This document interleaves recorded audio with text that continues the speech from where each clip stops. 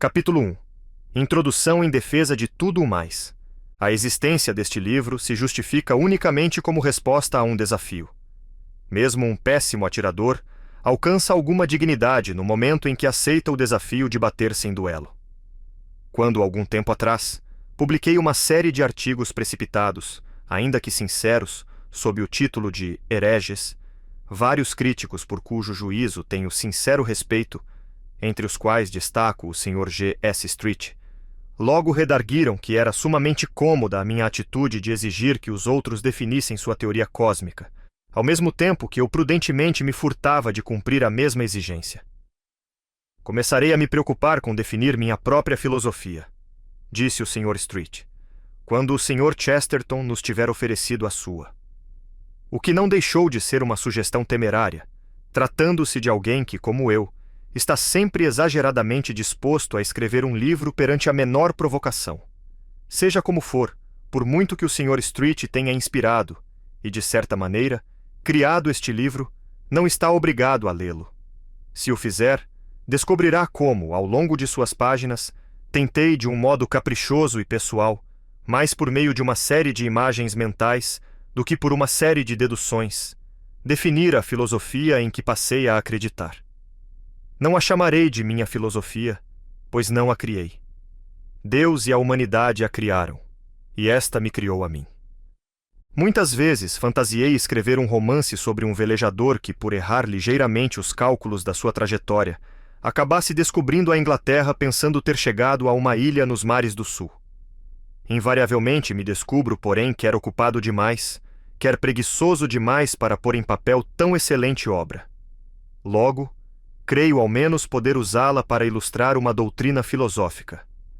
O leitor provavelmente terá a impressão de que o homem que, armado até os dentes e falando por sinais, desembarcou para fincar a bandeira britânica naquele templo bárbaro que resultou ser o Royal Pavilion em Brighton, sentiu-se um verdadeiro louco. Não estou aqui preocupado em negar que meu personagem se pareça com um louco. Porém, ao leitor que venha a imaginar que ele se sentiu como um louco, ou, pelo menos, que a loucura foi sua emoção única ou dominante, terá faltado a sutileza necessária para interpretar a riquíssima natureza romântica deste nosso herói. Seu erro, na verdade, foi o mais invejável dos erros possíveis. E meu personagem, se era realmente como o suponho, não poderia deixar de reconhecê-lo. Pois o que poderia ser mais aprazível do que conjugar, nuns poucos minutos, os terrores fascinantes de viajar para o estrangeiro com a cálida segurança de voltar à sua terra? O que poderia ser melhor do que gozar a aventura de descobrir a África do Sul sem ter a repugnante necessidade de lá desembarcar? O que poderia ser mais glorioso do que se animar a descobrir a Nova Gales do Sul e então perceber, entre lágrimas de regozijo, que a terra descoberta não passava da boa e velha Gales do Sul? A mim, pelo menos, este me parece ser o problema principal para os filósofos, e, de certo modo, é a questão principal de que trata este livro. De que maneira poderíamos nos admirar do mundo e, ao mesmo tempo, nele sentirmos-nos em casa? De que modo esta cidade cósmica e extravagante, com seus habitantes de muitos pés e seus velhos e monstruosos lampiões, de que modo este mundo poderia nos causar, ao mesmo tempo, o fascínio de uma terra estranha e o conforto e a honra de estarmos em nossa própria cidade? Demonstrar que determinada fé ou filosofia é verdadeira sob todos os ângulos seria tarefa desmesurada, até mesmo para um livro muito maior que este. Serei obrigado a limitar-me a uma única linha de raciocínio, que pode ser assim descrita. Pretendo apresentar minha fé como resposta particularmente eficaz a esta dupla necessidade do espírito humano, a saber, a de combinar o conhecido com o desconhecido, a que a cristandade deu o nome de romantismo, e com muito acerto, pois a própria palavra traz em si o mistério e o antigo significado de Roma. Por outro lado, quem se propuser a discutir o que seja, deve começar deixando claro o que não está em discussão. Além de afirmar o que se propõe a provar, deve afirmar o que não se propõe a provar.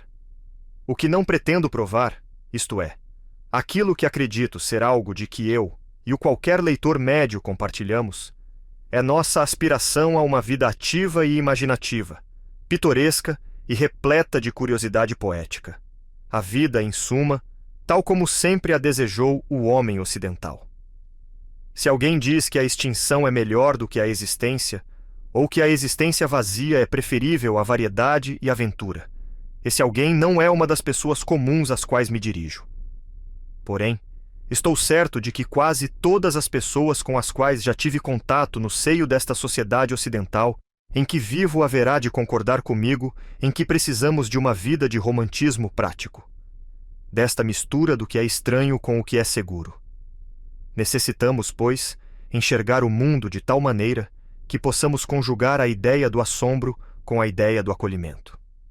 Em suma, precisamos ser felizes neste reino encantado, sem jamais nos entregarmos à comodidade. É esta façanha de meu credo que me proponho descrever nestas páginas. Tenho, no entanto, uma razão peculiar para mencionar o navegador que descobriu a Inglaterra. É que esse homem sou eu. Fui eu quem descobriu a Inglaterra. Não vejo como este livro poderia escapar à egolatria, e, para ser sincero, tampouco vejo como ele poderia deixar de ser monótono. A monotonia me livrará, no entanto, da acusação que mais deploro, a de ser frívolo. Não há nada que eu despreze mais do que a frivolidade da sofística pura e simples, e talvez seja um fato salutar que me acusem justamente desse defeito. Pois não conheço nada mais desprezível que um mero paradoxo, uma simples defesa engenhosa do indefensável. Se fosse verdade, como alguns dizem, que o Sr. Bernard Shaw só sabe inventar paradoxos, ele não passaria de mais um milionário vulgar, pois um homem dotado de tamanha atividade mental poderia inventar um sofisma a cada 6 minutos. A coisa é tão fácil quanto mentir, e justamente porque consiste em nada mais do que mentir. A verdade, está óbvio, é que o Sr. Shaw vê-se cruelmente estorvado por não ser capaz de contar a mais mínima mentira, a não ser quando acredita estar falando a verdade. E eu também confesso ser vítima da mesma intolerável servidão. Nunca em minha vida fiz uma afirmação apenas por achá-la divertida, ainda que, devo admitir, eu também tenha sido levado pela vanglória humana de achar que algo fora divertido simplesmente porque eu mesmo o havia dito. Uma coisa é descrever nossa conversa com uma gárgula ou um grifo, criaturas que não existem. Outra, bem diversa, é descobrirmos que os rinocerontes realmente existem e depois nos comprazermos com o fato de que tenham o aspecto de criaturas fantásticas. Aquele que busca a verdade pode muito bem mover-se instintivamente à busca de verdades mais extraordinárias. De minha parte, ofereço este livro com meus mais cordiais sentimentos a todas aquelas pessoas espirituosas que odeiam meus escritos e os consideram, muito justamente, até onde sei, nada mais do que um exemplo de infeliz palhaçada ou uma piada sem graça. Pois, se este livro é uma piada contra mim mesmo.